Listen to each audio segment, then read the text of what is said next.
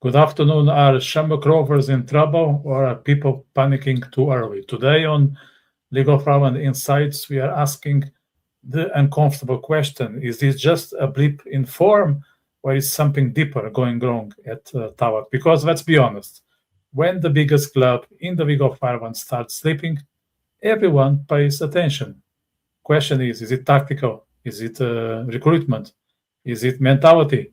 Or is this just the standard early season overreaction? I'm joined by Cornell and Karl Stafford, and we are going to break this down properly. No cliches, no safe answers. What's behind Shamrock Rovers' poor form? Who's under pressure? And how worried should their fans actually be? This is with Wiso, and we are not here for soft takes, so stay with us. Just before I start talking, I want to ask Karl, how are things on your end? I think you're muted. Yeah. Can you hear me now? Yeah, I can. Yeah, very good, Victor. Thanks for having us on. Pats won 4-0 on Friday night, so things are going absolutely marvellously. And Pats are playing tonight as well. Yeah, playing at home to Galway tonight. So another good chance to get some points on the table. They haven't had a great start, so fingers crossed. Good stuff. Cornell, how are you doing today? Oh, I'm very well, thank you very much. I'm very excited for today, so all is good. Good stuff. Okay, let's start with the games that took place a week ago now. So there was a game on Monday, actually. Something that actually, Cornell, you kind of predicted. You saw Dundalk upsetting Rovers, and they did. Yeah, they did. Dundalk were the better team in the first half, and I think Shamrock Rovers will not deny this and say that Dundalk were the better side. And even before the game, Stephen Bradley did come out and say that it won't be easy against Dundalk because Dundalk play fantastic football and they have made a very good, decent start to the new League of Ireland season. I think it was a very intense game. I think Shamrock Rovers were put under a lot of pressure by Dundalk because Dundalk really pushed them to the absolute limit, and Shamrock Rovers basically managed to salvage a point against Dundalk because I've always said this is not the Dundalk of before when they were in the Premier Division and they were getting beaten every single home and away game. This is a different Dundalk team who are underdogs, just like Drogda and so on. But this is a different Dundalk team who are going to give it doesn't matter which big team in the Premier Division that they're playing in the League of Ireland, a very, very tough game, and they gave Shamrock Rovers a very, very hard game. Carl, I'm sure you enjoyed the result of this game, but let's say if you were a Shamrock Rovers fan for 90 minutes, what would have worried you more in the pitch? The lack of cutting edge from Rovers or the fact that they couldn't control the tempo at home? Yeah, they've not had a great start to the season, Rovers, but they've kind of been stuck in that spiral for the last couple of years where the first 5-6 games they haven't played to the level that they can. If I was a Rovers fan, I wouldn't be too worried about it. Their pitch isn't great at the moment, and it doesn't really suit the style of play. Pats played there on the Friday night before, so 3 nights before this result, and the pitch is very choppy and very difficult for Rovers to really get the ball down and to play the way they want to play. So I wouldn't be too disappointed, or I wouldn't be too worried as a Rovers fan. If it was to take them another couple of weeks to get going in the season. They've such an incredible squad, 2 players for every position. So give them a couple of weeks and they'll get motoring again. They're usually down the wrong end of the table at the start of every year, but they're always at the right end towards the finish. Okay, Doc. So there was another interesting game. Derry beat Waterford 4-2. It seems easy if you look at the result, but I think it wasn't that easy. Cornell, Derry scored 4 goals, but conceding 2 at home, is that something that could cost them later in the season? First of all, I have to say, brilliant result for Derry. Despite that Waterford were the better team in the first half, and they were.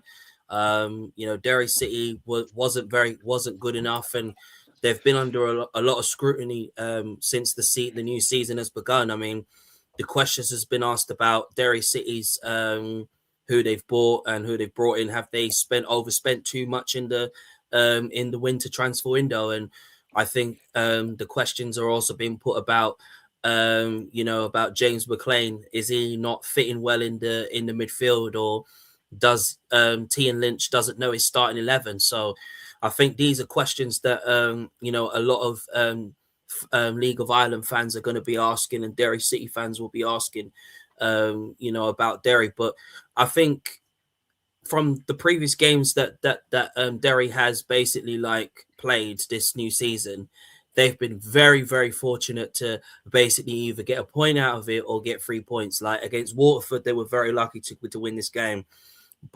And even at the start of the season when they played against Sligo Rovers, they were absolutely very, very fortunate because they had them where they wanted them, and that was to test their midfield, test their defense. But look, Derry City found a way with the quality that they have. And honestly, if they want to be favourites for the title and they want to go on and challenge Shamrock Rovers for the title, then they have to. Ian Lynch has to know his starting 11. He has to know who is his best 11 for this new season, because I think if he doesn't know his best 11, then he and Derry are going to be in serious trouble, and it could cost him challenging for the League of Ireland title this season. Karl, when it comes to Waterford, is their approach brave but naive? Yeah, you're probably right. I think they've a couple of really good centre forwards, and I think they're really going to depend on scoring goals this year and trying to outscore the other team. Like they're definitely going to concede goals. They have a really young midfield, which it'll probably cost them throughout the year. Conan Noonan is 23, Keane Barrett is 20, McAbenemy is 23, and McLaughlin's also 23. So they're probably lacking a bit of experience in that end of the things, and then up front, they've obviously probably one of the best players in the country, Padraig Hammond, who's 37. So they're going to be relying a lot on his experience, but they've probably a real lack of experience in other parts of the pitch. They'd only 4 players over the age of 26 in their 20-man squad on Friday night. So it's really kind of showing probably the naivety, as you were saying. I think Derry would be really disappointed with the start to the season. They've had 7 points from 12 with 4 home games in a row. I'm sure they were looking at that and probably trying to target 10, 12 points at the very least. They'll have a lot of away games in the middle of the season. Let's see what they're like away from home. The shaky start. They lost Carl Winchester to injury on Friday night as well. He was partnering James McLean in midfield, who as we were just saying, is James McLean quite a midfielder? Probably not. So let's see how they fix those sort of midfield issues themselves. But I think both teams will be disappointed with the starts of the season they've had, but a big win for Derry to kind of probably cover up a couple of mistakes they've had already this year. Like next one we have is I think amazing 3 points for Shells here. Cornell, I want to ask you, how are you seeing Shells starting the season? They are quietly picking up points. They are showing the consistency of real contenders, or they think they are just taking advantage of not being taken that seriously as, say, Derry or Rovers are? I think seeing Shells' performance and evaluating their performance, I think they've done really well to start the season very well.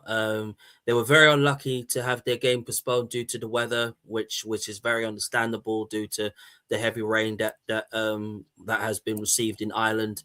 I think Drod has started the season as well, fantastically well, but Shells have came into this game with a reputation, and that is to be on the front foot and to send a message to the League of Ireland this new season that Joey O'Brien has really improved Shelbourne this year.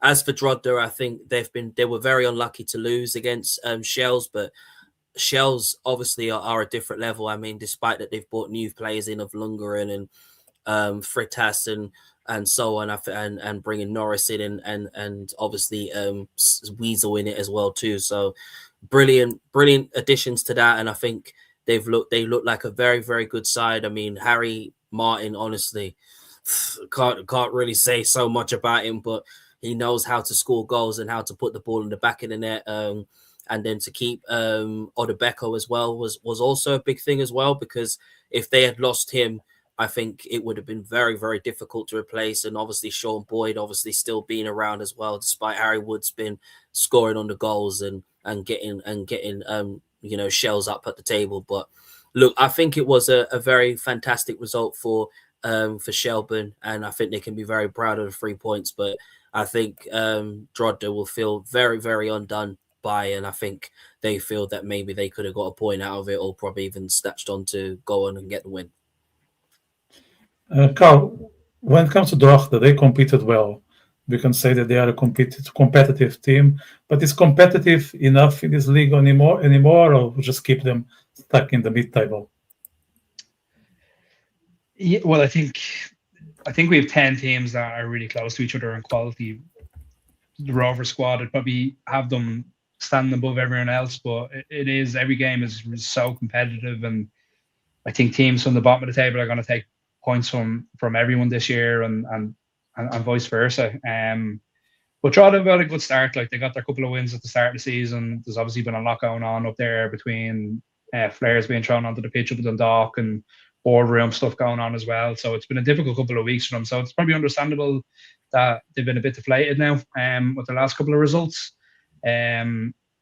But they'll be competitive right to the end. Kevin Doherty is a really good leader. His teams work so hard and they're so well organised. They've added a bit of quality this year with Brandon Kavanagh and Mark Doyle and Ethan O'Brien in midfield. So they'll probably be a little bit better than what they were last year, and still have that sort of competitive edge. So I think they'll be all right. Will their fans want them to be in Europe? Absolutely, they'll want to be pushing for that. But there's probably 7 or 8 teams this season that will be looking to get into Europe this year. So it's going to be really tough for everyone. Right, next one, Pats. They thrashed Dundalk 4-0. Cornell, do you think Dundalk was still flying over the moon after the excellent result in Tawet, or they underestimate Pats, or Pats were just having one of the best nights for the last few months? I think Pats were having one of the best nights in a few months now. Pats are starting to pick up some great form now. Having Zebedee back is very, very crucial, especially in their attacking third. Obviously, they've still got a few injuries in their team, but they're starting to get back their best players. We're seeing the very best of Kean Levy, which is also a good start as well.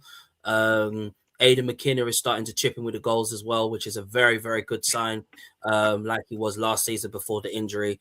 And we're seeing the very, very best from St. Pat's. As for Dundalk, I think despite that they did well previously, I think it's a little bit of an underestimation under St. Pat's and things, to be honest. But look, Dundalk is still a very good team, and I think they'll be underdogs to come up against any smaller big side and really put them to the sword and show what they're really about. And as for Pats, I think I'm very impressed with St. Pat's of how well they've really gone about the new season, and I think if they can keep their very best players fit, I think they could be favourites along with the likes of Shells and so on, to be favourites for a chance to go in Europe after they missed out last season, which I know they'll be very determined than ever to get into a European finish for next season.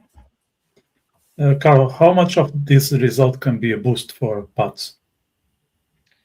Yeah, I think it's a massive boost. I think the game in general in DV was quite disappointing from a Pats and a Bows perspective. There wasn't really a whole lot in the game. The result away to Rovers could have gone the other way. We had chances to score and to go ahead in the game, and unfortunately we didn't. And Rovers get their 2 goals and we lose out there. But it's great that Pats won 4-0 on Friday. The game could have been 6-0. It could have been 6-5. Dundalk had chances. They hit the post twice. Joey and I made an absolutely incredible save from Stephen Kenny's son, of all people. So I think that the scoreline probably flattered Pats a little bit, but it's great to have another game then within 3 days. When you win 4-0, you want to get on the pitch again. You can really build momentum at getting 2 wins in a row. If you get another clean sheet, that'll be 3 clean sheets out of 4 games this season. So it'll be a really good start if we can get another few points on the board. If we can keep Palmer, Keena, get Max Mata back onto the pitch, if those players can be fit, I think Pats have a really good chance of going up the table this year. Ryan Edmondson, who was kind of a signing that went under the radar, I think. I wouldn't have known a lot about him. Played a couple of games for Leeds in the Premier League a few years ago, and then was off in Australia for a couple of years. His hold-up play is as good as I've seen in the League of Ireland. It reminds me of Rory Gaffney in a way. If he can get a couple of goals and get that sort of form going for himself, Jesus, we'd be doing really well in the attacking areas. But Keane Levy was unplayable on Friday night. Him and James Brown linked up really, really well. James Brown debut for the club as well. So, things are going well. But it's about the next game. It's about getting 3 more points tonight and hopefully putting in another good performance. But Dundalk, Pats are flattered by the scoreline. I think Dundalk were in the game a lot more than the scoreline probably suggested, and they have a fairly decent, experienced team this year, so I think they'll be all right. Now, West Ireland derby. Cornell Galway are grinding out results. They beat Sligo 1-0, was enough to collect the 3 points. Is that the sign of a disciplined system, or are they just riding fine margins? I think it's more fine margins for me of Galway United, because when I previously came on here, I was a little worried. I was a little worried about Galway United this season, especially with not replacing Moses Dyer, and they have replaced him with Pyro, who's now signed for them. Previously played for Drogda, and some of the other key players that they've lost in the Galway United team. Look, I think Galway United have proved they are a good team, which we all understand that, but they haven't been in the best of forms, and we haven't seen the very best from Galway. But I think this win now will more help Galway United go on and gain more confidence to win their other games that they've got coming up. As for Sligo Rovers, it's a bit of a worry in times for Sligo Rovers, because since Owen Eldon's now got onto Hibs and is playing absolutely well in the Scottish Premiership for Hibs, and obviously Jadakiki is the only quality player they have there, and Sewer and so on. It's very, very difficult for Sligo Rovers where they go from here. And honestly, I think if they want to really stay up and avoid being in the playoffs, in the relegation playoff places, then they need to find they need to find their form once again, because they are a good underdog team side and they are very good. And I know they're going to be, relying a lot on Akiki to get them out of their problems. But, look, I think Sligo Rovers is in the mud at the moment, and if they don't find a way to really resolve what's going on, then it could be problems from them from now to the end of the season. But a fantastic win for Galway United, and it boosts their confidence of really going into the other games to get 3 points out of the games that they got coming up. Karl, Sligo is struggling again, like at the beginning of last season. Is it a squad depth issue, in your opinion, or is it more about recruitment, like in 2025? Well, it's very hard to replace Owen Elding, isn't it? You probably one of the bright sparks in the league last year, and obviously a player with huge potential. They brought in the likes of Alex Nolan from Cork, who's looked good over the last couple of years at Cork, and he's had some good cameo appearances for Pats. They'll be really relying on him and the likes of Keane Kavanagh up front to try and get goals for them. But I think for both Galway and Sligo, it's probably going to be a struggle in the goal department. Like, will they be able to score enough goals to keep themselves out of trouble? I I don't think there's a real recognised centre forward in Galway that someone that's really consistently got a lot of goals. Stephen Walsh, who's probably I think one of their top scorers of all time, but he's a bit older now. Is he going to get them the 10, 15 goals to keep them up? It's going to be hard for both teams this season. So I think Sligo have a couple of weeks to get to get a free agent signing in to try and replace what's gone out, but it's going to be difficult for both sides of the season. Right, let's finish now with the Dublin derby. So another disappointment for Rovers. Losing 3-2 away to both Cornell. Is this just the chaos of Dublin derby, or is it the proof that Rovers' defense is vulnerable? It's both really, Victor, because Bohemians, I have been absolutely extremely impressed with them this season. What a start and the performances they've put in this season. We're seeing the very best of Bohemians this season, especially with a new midfield three now of Del Rooney and Tierney and Dawson Devoy now. Obviously, Harry Vaughan on loan from Hull City has pulled in, has come in and really made a difference. Danilo is also, has also come in as well to make himself heard as well too. And we're not seeing Douglas Taylor as much as we expect, which is, not a problem. But Whelan is absolutely killing it now with 5 goals this season. And Bows are really on fire at the moment. As for Rovers, it's very difficult to explain because Rovers are a good team. We all know how fantastic Shamrock Rovers are, and Shamrock Rovers has proven why they have been dominating the League of Ireland Premier Division for many seasons now.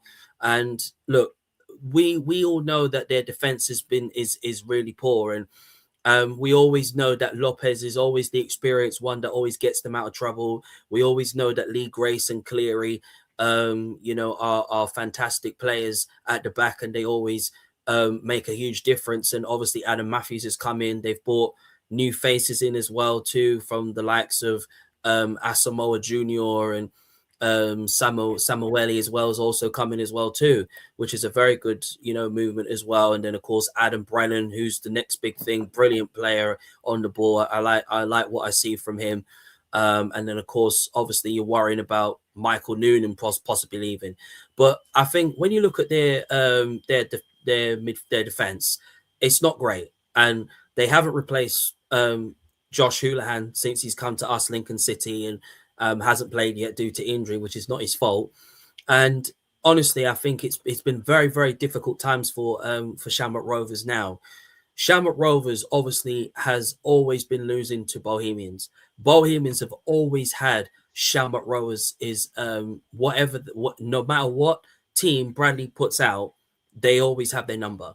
And that's the reason why Shamrock Rovers is kind of thinking, well, how do they beat Bohemians? How do they overcome Bohemians beating Shamrock Rovers?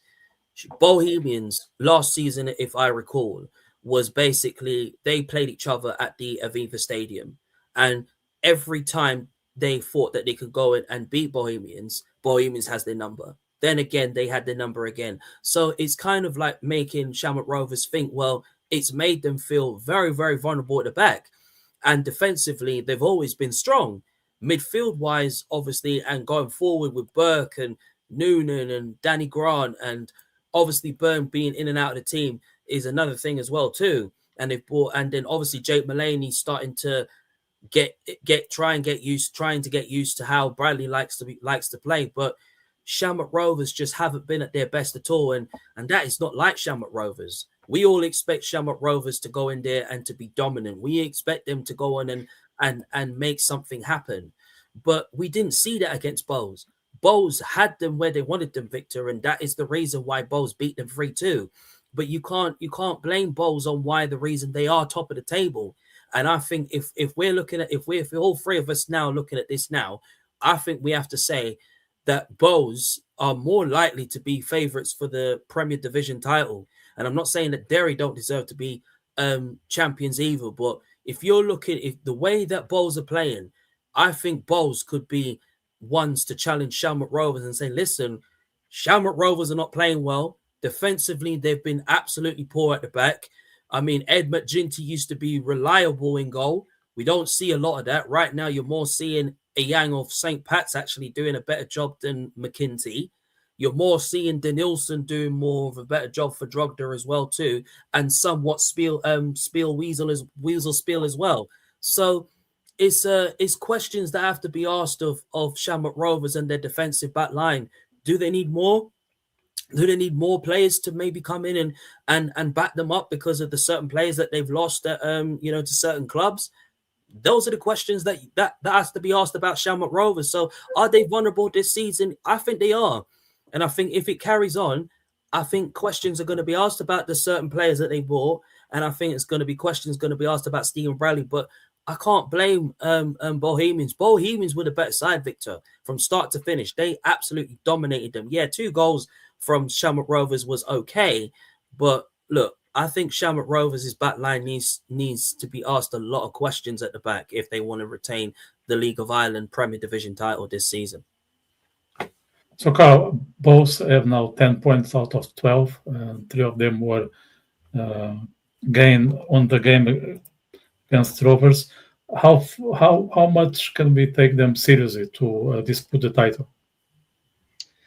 I think it's still so early in the season to start saying this team looks great and this team doesn't look great. I think I said earlier on, Rovers traditionally have quite a poor start to the season. They're over the last couple of years, they've obviously been playing in the Conference League phase, and that means their season extends into December, where essentially it's early November for every other club. So they're playing and training for an extra kind of 5-6 weeks.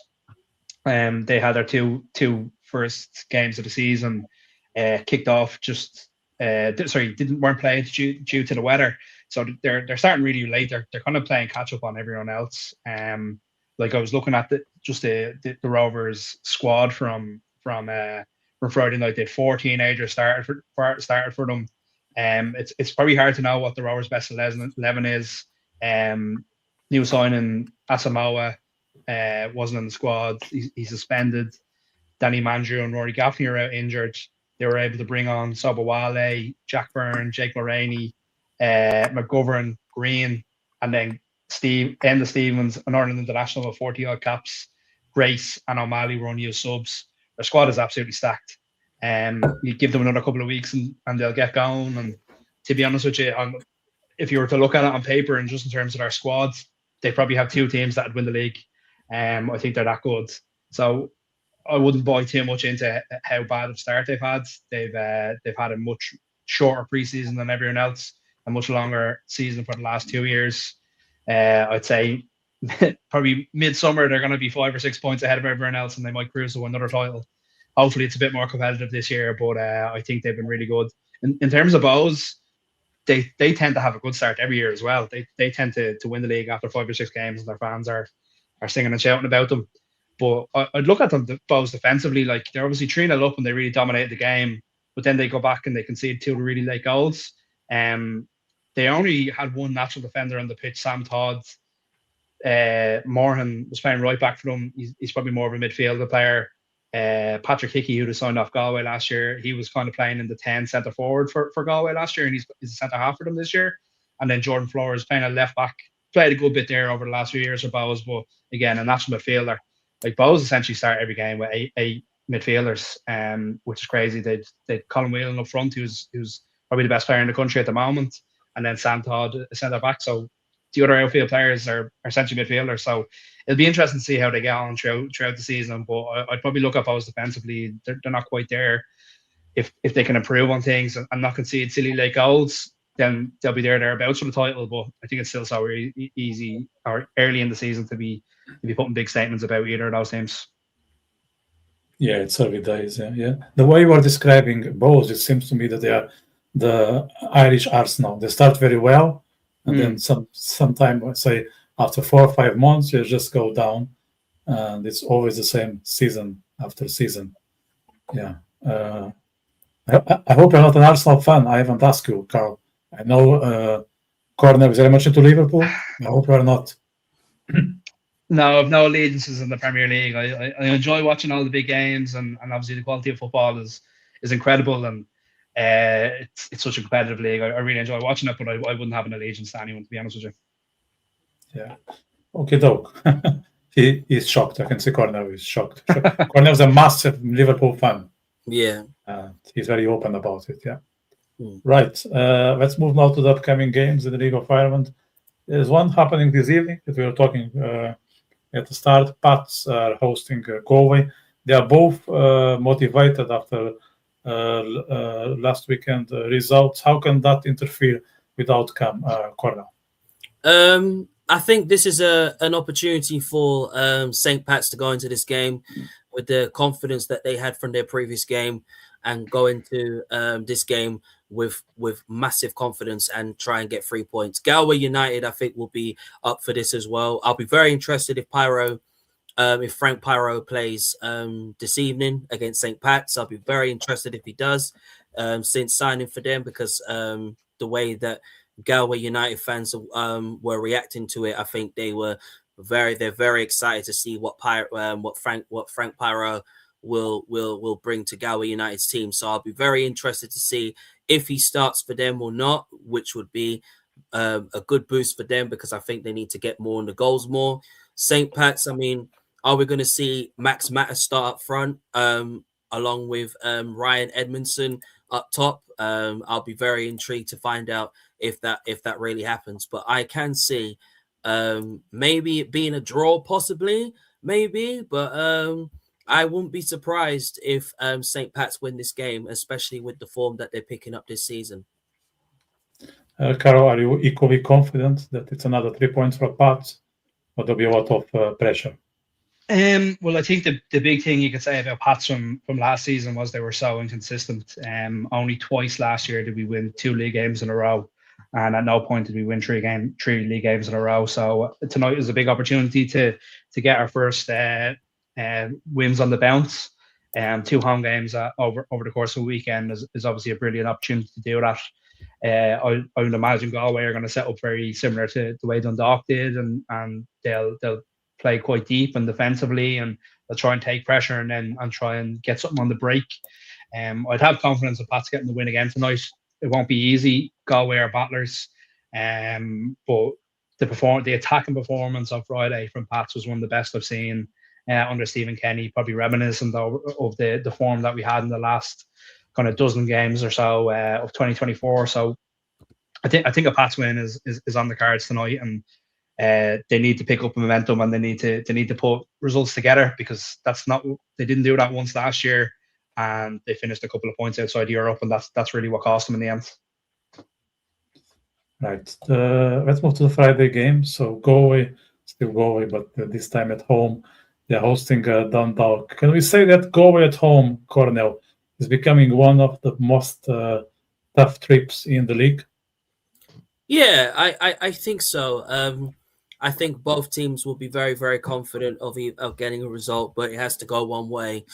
Dundalk, I think, will feel very, very confident going into the Galway United game, even though, yes, it's at Galway United's home ground, and Galway will feel confident going to take all 3 points. But Dundalk, on the way they're playing, with Olsen Kenny, Holger as well, who's also been playing very, very well as well too, and with the amount of youngsters that they've got in the team now, and I think this could be a win for Dundalk for me, because as I said earlier on, this is not the Dundalk of before. This is a different Dundalk, who are obviously coming into the Premier Division to stay up and to send a statement that they're not going back down to the First Division. So I wouldn't be surprised if Dundalk goes on and wins this game. But I think if Galway United start picking up form and they carry on what they're doing, I think Galway could possibly win.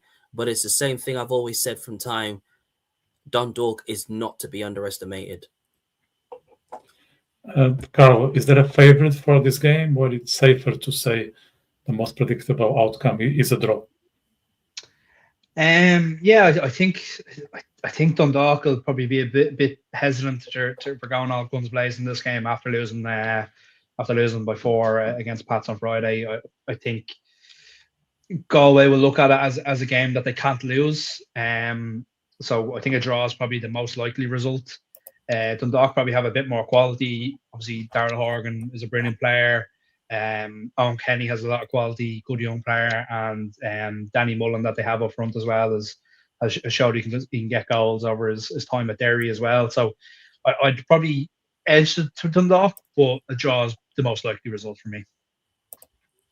Right. The next one we have on the cards is Waterford facing Bows in Waterford's ground. Bows, as we mentioned, they have showed attacking skills, but can they control an away game in the same way they do at home, Cornell? It's very difficult to get past to go past Bohemians this year. Bohemians have proven once and for all that they are a very, very good side and they're a very good team. The quality that they've been showing this season of Devoy has been outstanding, and Devoy's getting a lot of lots of great critics and people giving him praise and glory for his outstanding performances and the way he can get forward and cause lots of defensive problems. And won't be surprised if certain teams from the EFL or from other clubs will be looking at him over the summer. But I think this is an opportunity for Bows to really carry on their fantastic form versus Waterford. Waterford obviously have made some good, decent signings themselves, but haven't really as clicked as you would expect them to do and stuff like that. So it is a little bit worrying, but I think with the form that Bows are in at the moment and the way we're seeing the likes of Attorney and Dale Rooney and Devoy are really clicking, and then obviously Harry Vaughan having a part of it as well too to play. I think Bowles will be too good for Waterford, so I can definitely see Bowles winning this game. Do you share the same understanding that Bowles are unbeatable at this stage, Karl, or is more Waterford opportunity to show that we should also take them in consideration for this season? Yeah, I think they had fairly even results last year. I think Waterford beat Bowes twice and Bowes beat Waterford twice. So the games between the two teams have been quite competitive over the last year or so. Waterford need to pick up the win. It's a good chance on Friday to try and get points on the board. But obviously Bowes have been in good form, obviously scoring a lot of goals as well. I think Waterford are liable to concede a good few, but they can also score as well at the same time. So I can see Waterford being involved in a lot of high scoring games this year. So I think it'll be a 2-2, a 3-3 or 3-3, 3-2 result there on Friday night. Lots of goals. It'll probably be one of the better games on Friday. But yeah, look, let's see. I'd probably favour Bowes just with the form they're in at the moment, and Waterford are struggling. So let's hope they can get a win. Right. Then we have a Dublin derby, this time between Shells and Pats. Shelbourne are defensively very solid, and it seems that Pats can rely more on the attack. How can that impact the game, Cornell? I think the way that this can impact the game is St. Pat's attack. Zebedee with his speedy runnable ability going forward. Aidan McKinnon and Max Matter to play their part as well, along with Edmondson as well. Romel Palmer is also another one. I think that also needs to be noted as well, how brilliant he is as well and crucial to that midfield, along with Bagley and so on, and Lennon as well, who's also brilliant as well. Joe Redmond doing what he always does best in that back line defensively, and then a Yang who's 10 times better than Andre Onana, no offense, but seriously, I think this is the very best performances that you see from a Yang. Honestly, a Yang obviously gives every 100% to his game, and this is the reason why I said he's the very best there, along with the likes of Danielson and Weasel Spiel as well too. But I think Shells have an outstanding back, solid defensively with Beng. Barrett, obviously, great player as well. Lou Ridge as well, very good player as well. And Norris as well, who's also good. And then I think the midfield as well, I think will be a big battle as well. I think it will be between Romel Palmer and Matt Monroy as well. in that midfield as well to see who's really better in that midfield as well. And then I think it would be between Martin and either Aidan McKenna, or Ed Milson in up front. So I'll be very interested to see how Stephen Kenny lines up will line up St. Pat's. Will he play the new signings? I think we'll have to wait and see. But I think a draw is probably more likely, really on the cards, really, to be honest, even though I think Shells could possibly go on and beat Pats, but it's too hard to call. So I think a draw is more likely for both teams. Karl, I'm conscious that there is still a game for Pats before visiting Shells, but at this point, how confident are you with Pats making you happy on Friday? Well, let's snap your hand off for a draw straight away. I always the games have been so tight between Pats and Shells over the last kind of year, 18 months. They've kind of traded wins back and forth, and there's been a couple of 0-0 draws in there as well. It's probably a good time for Pats to be going there. They've a lot of defensive injuries at the moment. I know Mbang went off injured on Friday after 30 minutes. Their big signing, Casey, I think they spent 120 grand for him, the biggest signing ever in the League of Ireland. He's out for a couple of weeks, and Paddy Barrett's out as well at the moment. So Pats have been looking really good at attacking. Looked really good attacking wise on Friday night against Dundalk. So if they can show that same sort of attacking threat, then hopefully we can get a few goals in Tolka.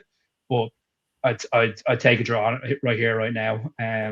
Shells have looked really good going forward as well themselves. Like Wood, Jarvis, Coote, really good attacking players. I think if Shells can get a centre forward that can get them the 15-ish goals this season, they'll be close to the title.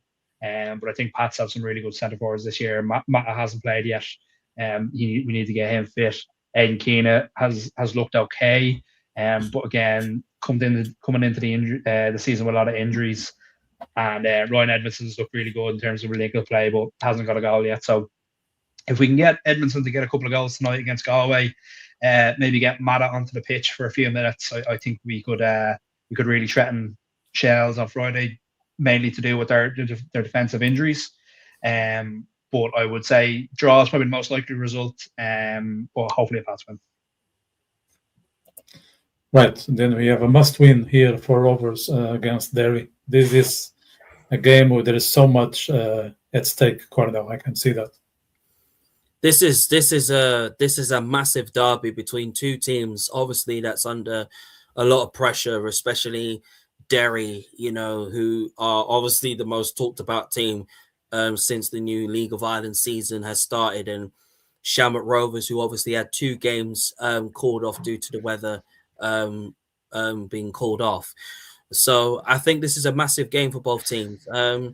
Rovers, on the other hand, they need to get their acts together if they want to keep on going. I mean, yes, I know this is normally they always don't start off well, and then due to participation in the Conference League and in Europe, and then when it gets to the middle and going towards the end, then we see the very best of Rovers. Derry, on the other hand, as I was speaking earlier, that maybe, just maybe, they probably are overspending too much, to be honest. But look, I think I'll be very interested to see what lineup Tegan Lynch goes with, and how he approaches the Dublin Derby, because both teams are good teams. Derry City, they know how good they are. We all know how good the players that they have in the team, from the 2 McLean brothers to Kevin Dos Santos, from the Canadian League. We all know how fantastic they are. It's can they gel together? Can they gel as a team? Can Derry City gel? That's the other question that you have to ask. Rovers, on the other hand, obviously they've got injuries as well, which is not great. They've lost key players to the winter transfer window. They need to get themselves back together as well, and keep the contention going of competing for and retaining the League of Ireland title. Because Derry City, I said even before the start of the season that Derry City are going to be favourites, but right now everything is twists and turns in the new season. Now you're looking at Bowes, who are now top now.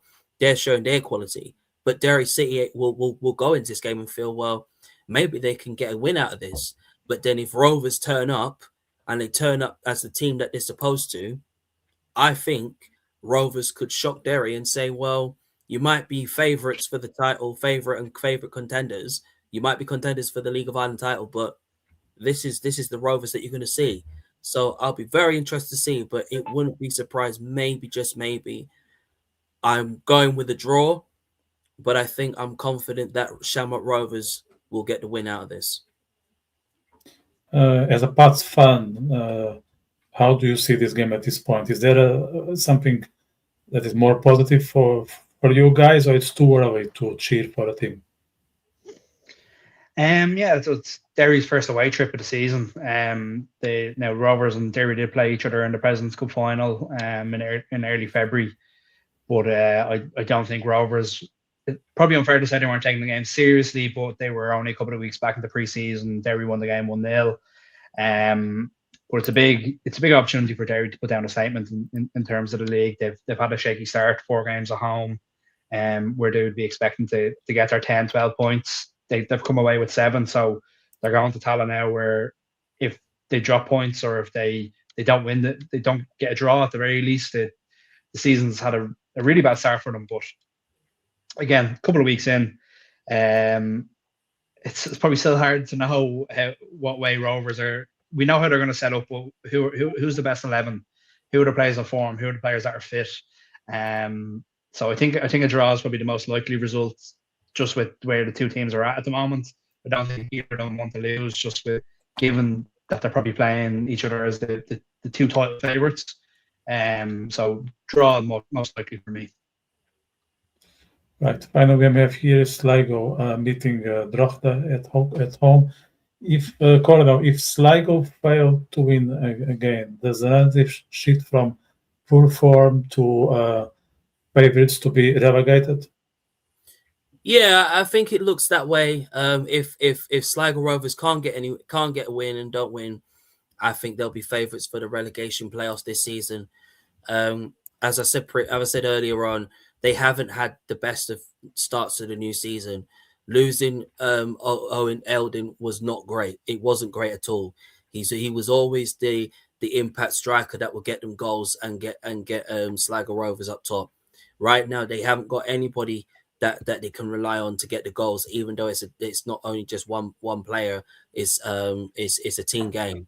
At the end of the day, I think if Sligo Rovers can go into this game and try and get 3 points, I think they'll be fine. But it will be very, very difficult to really see how they can really get past that Drogheda before defense, because every time Drogheda has proven they've started the new season very well as well too, and they've always shown how fantastic of underdogs they can be.